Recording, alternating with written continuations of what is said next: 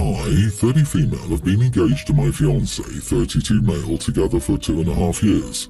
I work as a management consultant in a coveted firm, and my fiance and I met in grad school. He's in finance and we make great money. We have a good life together and are set to marry in the next 3 months. My fiance was with an ex for 9 years but never proposed to her, so he dumped her. He was out of that relationship for a year before we started seeing each other. He was honest and told me that he really hurt her, but the more time he spent with her, the more he realized she wasn't someone he ever really wanted as a life partner. Over time we grew attached, and he confessed he never connected with anyone like that before. He always knew what kind of woman and lifestyle he wanted and what kind of woman would make him fall in love, and it happens to be me, and he proposed to me after 1.5 years. We're both child-free. Some twisted part of me felt the glee, validation and ego stroking as I got this man to commit, despite dating him for a much shorter time. According to him, his ex was also child-free, but he mentions that he doesn't think that he ever really loved her and stayed with her only because of how long they'd been together.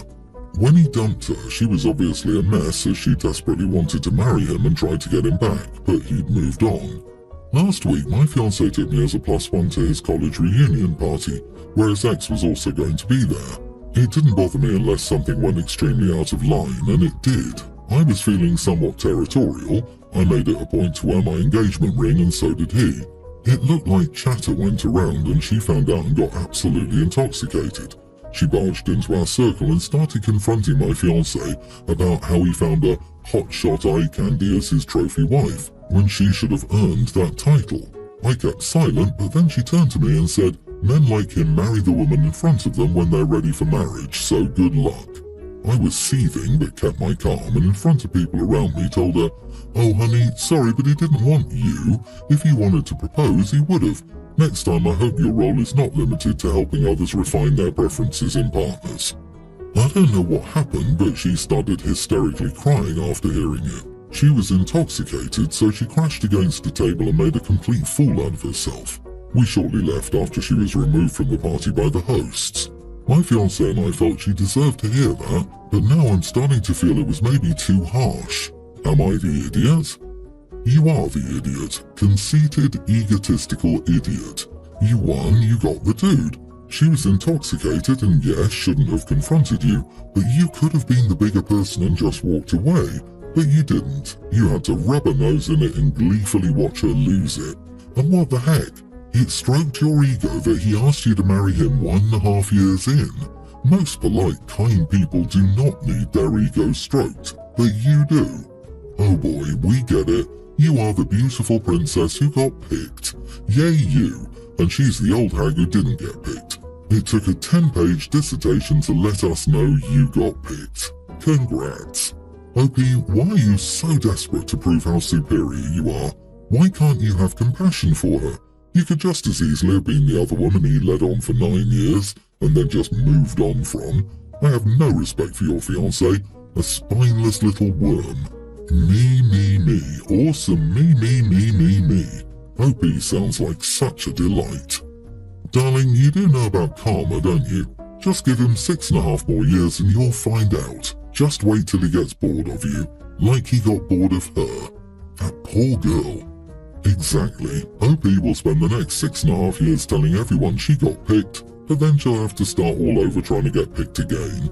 OP, how are you in your 30s and still have this kind of high school relationship naivety, like getting married in 3 months with some mic drop? Like engagements and marriages never crash and burn. The two of you are in for an extremely harsh wake-up call somewhere down the line. Bless your hearts.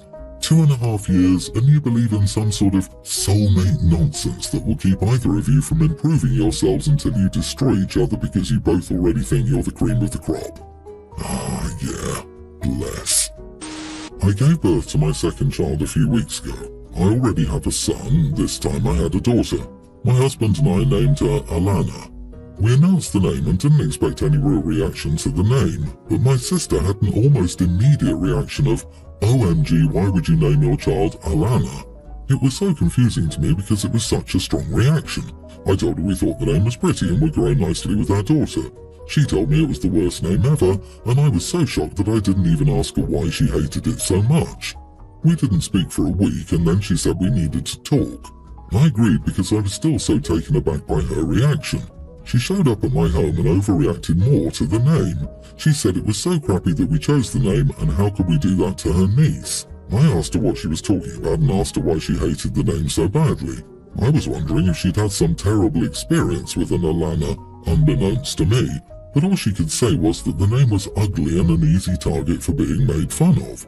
I asked how and she said it was pukey and nobody should be saddled with such a terrible name. She said we needed to change the name before our daughter got too old. She said she didn't know what to say to me, knowing I'd chosen Alana as a baby name. She was giving me nothing reasonable, at least to me, since I don't think Alana is an easy name to be bullied over, so I told her her reaction to the name was over the top and totally rude to my husband and to me. I told her she might not love the name, but she need not go so hard on us for giving our daughter the name. She told me I was rude and should listen to her when she was trying to save my daughter from torment, and that I should trust her enough to believe her and not criticize her. Am I the idiot? Not the idiot. I was expecting some crazy over-the-top name like Makylie, Broccoli, or Tinkerbell, or something that hasn't aged quite as well. Alana is a normal name. Tell your sister to get over herself and stay in her lane. Your baby will be fine with her name. May I suggest Lanny as a nickname? LOL. I don't get it either. How can an emotionally mature adult have such an adverse reaction to a name without being able to explain why? Unless you can provide some context, I think your response is fair. Alana isn't exactly an unusual name or anything. I think we've all heard of it.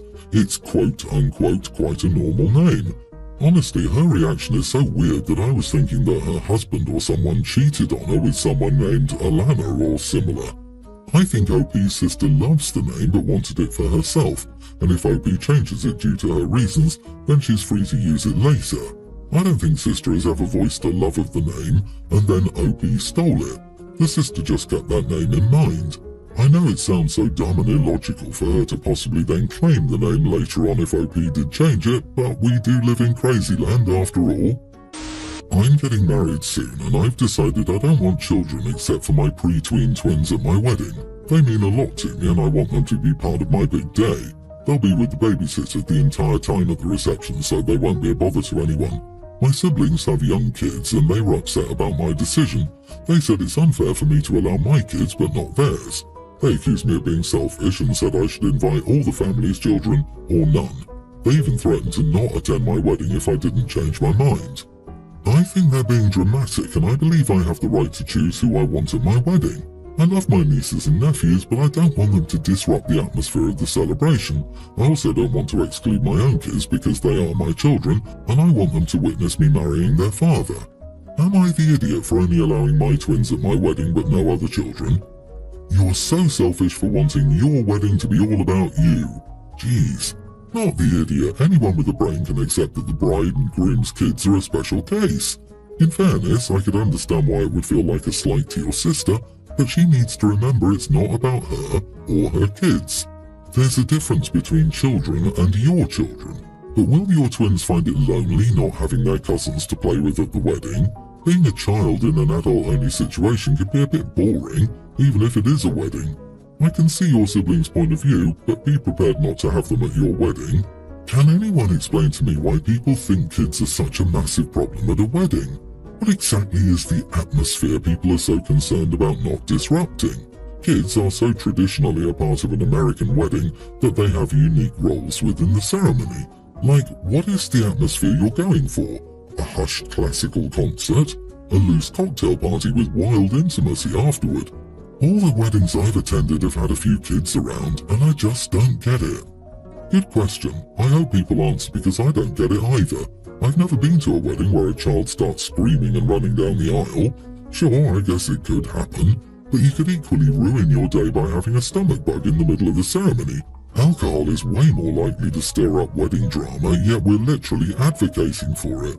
Also, when do people decide they have a right to bring their children? Literally, since the dawn of weddings. Children have always attended weddings. It's way more insane, in my opinion, to expect everyone you know to drop everything and hire a sitter because, God forbid, their attention not be laser trained on you for 1 second. I, a female teen, have a brother teen who is autistic. He's a year older but was held back a grade, so we're in the same grade. Ever since I was little, I felt like I don't matter, and the only reason my parents had me was for my brother to have a friend. To be clear, I'm not neglected or abused, but my parents expect me to build my entire life around my brother. When I was younger, they always forced me to do whatever my brother wanted because we had to do everything together. When I wanted to learn piano and he wanted to do karate, we both had to do karate. When my friends invited me to play dates, I could only go if he could. When I was really little, my parents would basically just force the other parents to take him, but as soon as I got older, I just stopped going anywhere because I didn't want to take my brother with me. To make things worse, we moved when we were in 6th grade and it was almost impossible for me to make new friends because my brother was with me all the time. Middle school was also horrible because 7th grade was online and my brother was constantly clinging to me in 8th. Once we got to high school, I just stopped caring about what my parents said and did whatever I wanted. My rebellion mainly consisted of joining leadership and many clubs. I made a lot of friends and started hanging out with them. My parents very clearly expressed their disapproval, but they weren't going to lock me up to stop me doing things without my brother. I loved my brother, but being forced to share my whole life with him as a kid has made me deeply resent him. He has no friends, so he sits in his room pretty much all the time. He throws massive tantrums whenever I go out with my friends or attend extracurricular events. I feel bad for him, but I'm sick of being his constant, unwilling companion, and there's nothing I can do to help him. My parents always take his side and try to make me feel bad for living my life. Our latest conflict was about homecoming. I'm a princess, and I'm excited because I couldn't go last year because I was sick. My brother asked a girl to go with him, but she rejected him, so he's really upset and wants me not to go because he's not going. Today there was a picnic to kick off homecoming week and he didn't go, but when I got back from it, he threw a huge tantrum when I left and was still crying when I got back hours later because he didn't want me to go to homecoming. My parents asked if I could just not go, but I told them that I don't care if my brother doesn't like it and he can't control my whole life. They said his mental health is suffering because he has no friends and doesn't have the best grades, and watching me have fun and do great at school isn't helping. I told them that his mental health was not my problem, and I would go to homecoming whether they liked it or not. My brother's still crying in his room and didn't come out to eat dinner. Am I the idiot? Not the idiot. Your parents aren't doing you or your brother any favours by thinking the solution is for you to stay home. Your brother has to learn that the world won't revolve around him. One day your parents won't be here and he needs to be given the tools to live independently or in a group home. Based on what you've said, it doesn't sound like he's so severe that he's unable to function. I'm surprised your parents aren't doing more to foster his independence. He needs help with his mental health, but it's up to them to get it for him and help him. You are not his parent.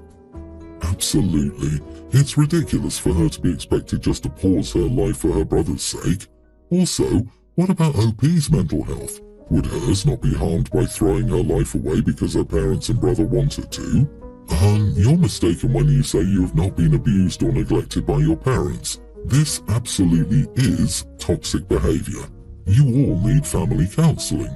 It's your parents' responsibility to help your brother cope in life without sacrificing you to do so. You're an independent person, not an emotional support animal for your brother. You deserve to have interests and a life of your own.